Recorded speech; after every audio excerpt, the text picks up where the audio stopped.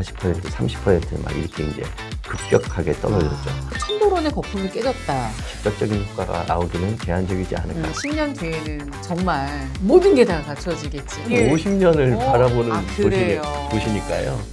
네, 여러분 안녕하십니까. 뉴스앤톡 오늘 인터뷰 톡톡 시간에는 정말 장안의 화제를 몰고 전국의 부동산이나 경제와 관련해서는 아주 정말 내로라는 분을 모셨습니다.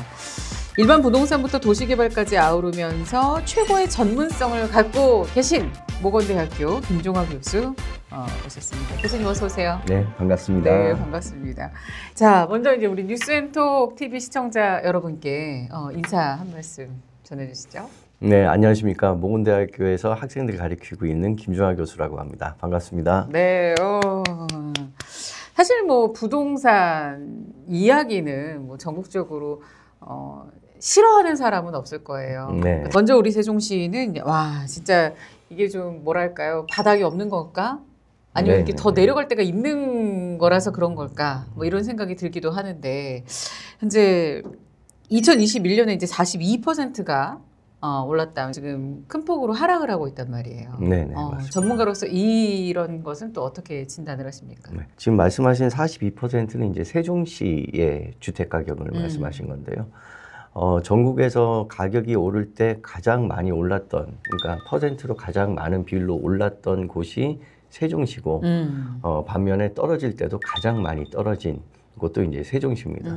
세종시가 이제 2000년부터 한 2022년, 우리가 이제 이른바 얘기하는 코로나 시기 때, 그때 이제 연별로 30%, 40% 막 이렇게 올랐다가, 코로나 시기를 지나면서 이제 가격이 하향세 또는 뭐 어떤 분은 이제 안정세라고 얘기를 하기는 하는데, 전국적으로는 마이너스 한 8% 정도 떨어질 때 세종시는 한 40%, 30% 막 이렇게 이제 급격하게 떨어졌죠.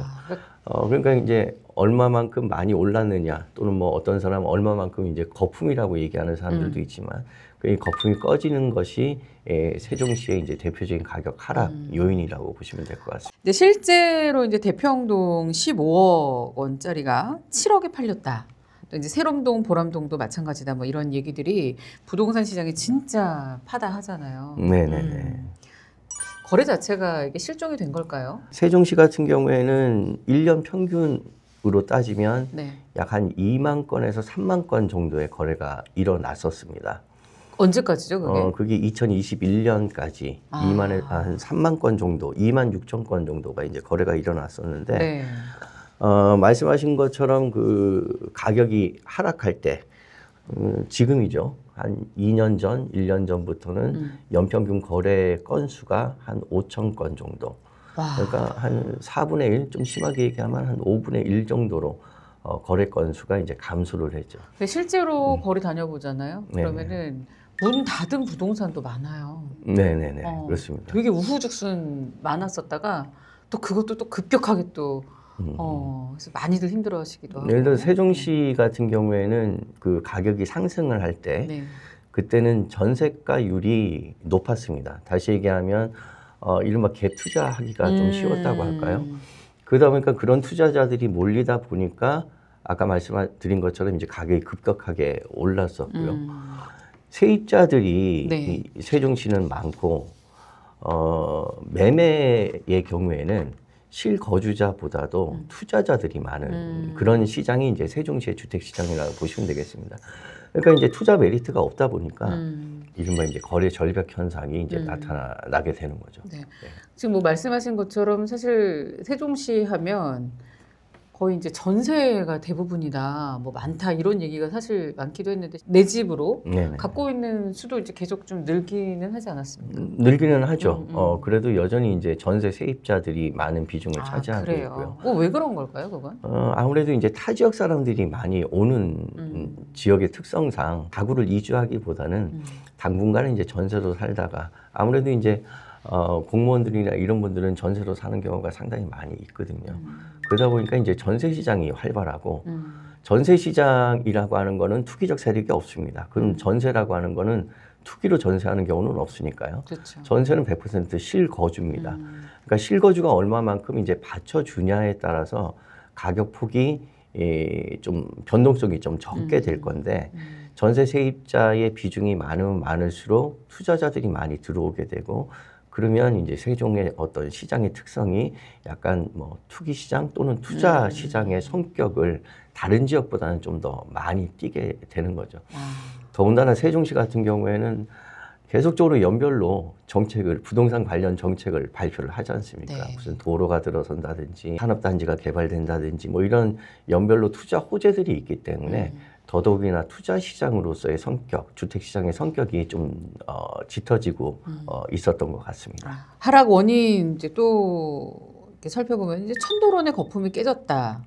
뭐 이제 이런 이야기도 있고 이렇게까지 이제 떨어지는 데에는 도시 자체의 좀 메리트 경쟁력이 좀 불투명하다라는 그런 시각.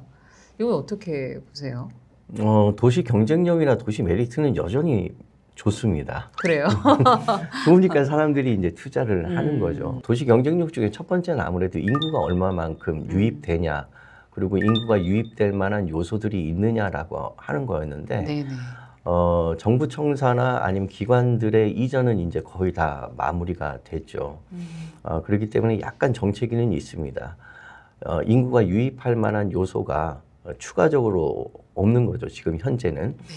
그런데 이제 5생활권이나 6생활권 같은 경우에 또는 이제 산업단지 이런 것들이 이제 계속적으로 개발이 되게 되면 인구 유입 요소는 계속적으로 생기게 되는 거고 거기에 이제 교통적인 인프라 같은 것들이 계속적으로 이제 충족이 되다 보면 세종시의 메리트는 저는 계속적으로 꾸준하다고 생각이 됩니다. 전망을 좀 해보죠. 일단 세종시 대통령 집무실 이제 들어서고 국회 세종의사당이 언제죠? 2030년인가요? 네네, 그쯤에 그렇습니다. 이제 완공이 된다고 하니까 그래도 좀 긍정적이다.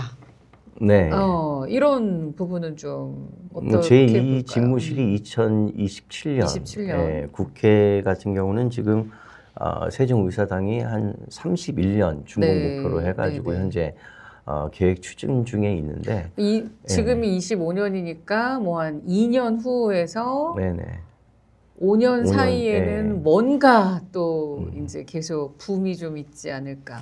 어떻게 보세요? 근데 이 두 가지 요소, 뭐 제2 집무실이라든지 아니면 의사당 같은 경우는 개인적으로는 이미 세종시장에 반영이 돼 있다고 생각이 됩니다. 이미. 새롭게 나온 뉴스가 일단은 아니고요. 네. 예전부터 계속 그렇죠. 이전은 추진 중이었고 언제냐라고 하는 것이 좀 불확실성이 있다가 이제 조금 이제 확실성의 단계로 들어가기 때문에 가격에는 이미 반영이 돼 있다고 보고요. 물론 이제 긍정적인 요소이긴 합니다. 다만 이것 때문에 이러한 요소 때문에 급작스럽게 또는 즉각적으로 이렇게 가격이 반응하기는 좀 어렵다고 보고요. 뭐 안정적인 반응 아니면 간접적인 반응 정도로 생각을 하고 있습니다. 네. 지금 말씀하신 것처럼 뭐 대통령 집무실이나 국회의사당은 이미 이제 그러한 호재는 많이 이제 작용이 된 그런 상태다. 이렇게 이제 결론이 내려지고 사실 지금 또 시국이잖아요. 그래서 지금 뭐 조기 대선 뭐 이런 것들이 또 막 거론이 되기도 하고 그런 상황인데 실질적으로 조기 대선이 이루어진다. 그럼 또 개헌 얘기가 또 빠지지 않고 나오지 않겠습니까? 네네. 이재명 대표도 이제 행정수도 개헌 검토를 지시하기도 했고 그런데 이러한 개헌 이슈는 사실상 오래됐기 때문에 맨날 듣는 입장에서는 좀 피로도도 높기도 하거든요. 네. 그래서 이제 사실 뭐 식상하다 이런 얘기도 있고 어떻습니까? 이게 실질적으로 부동산의 동력이 될 수 있다고 보십니까? 아마 이 뉴스를 보신 분들이 그렇게 놀라지는 않으셨을 거라고 생각합니다. 네네. 아, 그렇구나. 정도? 뭐 이렇게 공약 하나가 또 다시 나왔구나. 뭐 그 정도의 반응이지 않았을까라고 이제 짐작을 합니다. 물론 이제 그것이 시장에 긍정적인 영향을 미치는 거는 사실이죠. 다만 이제 그게 얼마만큼 현실성이 있느냐라고 하는 거는 또 따져봐야지 되는 것이고요. 네. 저는 그런 것보다 오히려 이제 세종시의 그 생활 환경이라든지 네. 인프라라든지 그 접근성이라든지 이런 것들이 얼마만큼 개선이 되고 얼마만큼 좋아지느냐라고 하는 것이 오히려 더 시장에 영향을 미치지 않나 싶습니다. 개헌을 통해서 뭐 집무실이나 이런 것들이 이전하면 거기에 따라서 인프라가 또 개선되고는 하겠죠. 그런 이제 간접적인 효과가 있기는 하겠지만 직접적인 효과가 나오기는 좀 제한적이지 않을까. 갑자기 또 이런 얘기로 집값이 2배 뛴다. 이거는 좀 그쵸. 어렵지 않을까 생각됩니다. 그건 좀 아니다. 근데 지금 되게 중요한 말씀 해주셨어요. 그럼 우리 교수님이 보시기에는 세종시의 지금 인프라가 좀 어떻습니까? 아직까지 생활 편의시설 같은 경우에는 대전으로 많이 와서 좀 즐기시는 경우가 많이 있죠. 아무래도 인구가 현재로서는 한계가 있다 보니까 네, 네. 비근한 예를 들어서 세종시에서 백화점 가려면 대전 쪽에 있는 뭐 특정 백화점을 간다든지 그쵸. 아니면 문화생활을 즐기기에도 대전이나 아니면 인근 지역으로 간다든지 아니면 병원이나 그런 의료시설 이런 어떤 생활과 관련된 기반 시설들이 아직까지는 좀 부족한 점이 없지 않아 있고요. 그리고 이제 외부로 연결되는 그런 인프라 앞으로 이제 개선은 될 겁니다만 고속도로라든지 아니면 철도라든지 이런 것들이 어떤 독자적인 도시로서 갖춰야지 되는 그런 인프라 시설들은 아직까지는 좀 부족하지 않나 싶고요. 이게 이제 세종시의 인구와 관련된 문제인데 인프라는 아까 말씀하신 그런 정부 기능들이 이전을 하면 인프라는 앞으로 계속 좋아질 전망이고 생활 편의시설은 그건 뒤따라오는 거니까요. 네. 인구가 늘어나면 아무래도 이제 백화점을 건설하는 입장에서도 인구가 어느 정도 이상 돼야지 이제 백화점이 들어올 수 있는 거니까 그것도 이제 장기적으로는 앞으로 개선될 것이라고 생각됩니다. 10년 내다봤는데 이제 앞으로 또 10년을 또 내다봐야 되는. 세종시가 한 이게- 50년을 바라보는 그래요. 도시니까요. 저는 과거 이제 10년 그때 이제 생각하면 10년 뒤에는 정말 모든 게 다 갖춰지겠지 했는데 뭐 이거는 이제 그 정도는 아니니까 그래도 도시가- 뭐 과거에 비하면 네네. 좀 많은 게 좀 들어서기는 했어요. 편의시설이나 이런 것들이. 네, 근데 아직은 그렇죠. 좀 부족하죠. 예, 도시가 개발돼서 좀 이렇게 안정 단계로까지 들어가기가 10년에서 15년 정도라고 얘기를 하니까요. 근데 세종시는 이거는 도시이긴 하지만 큰 도시잖아요. 이 생활권 하나하나가 어떻게 보면 신도시급의 규모니까 네네.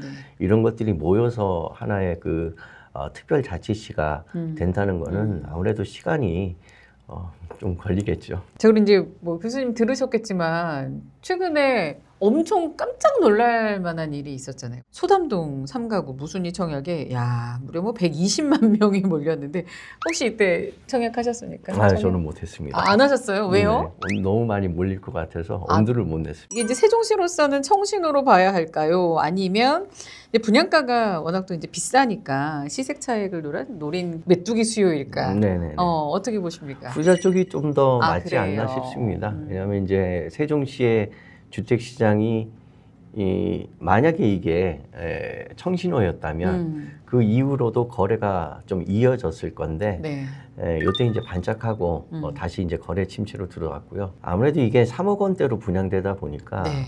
지금 세종시의 아파트 가격이 많이 떨어졌다 하더라도 한 6억에서 7억 정도는 하거든요. 최소한 3억 정도 3억 뭐 안팎의 시세 차익을 바랄 수가 있었던 것이죠.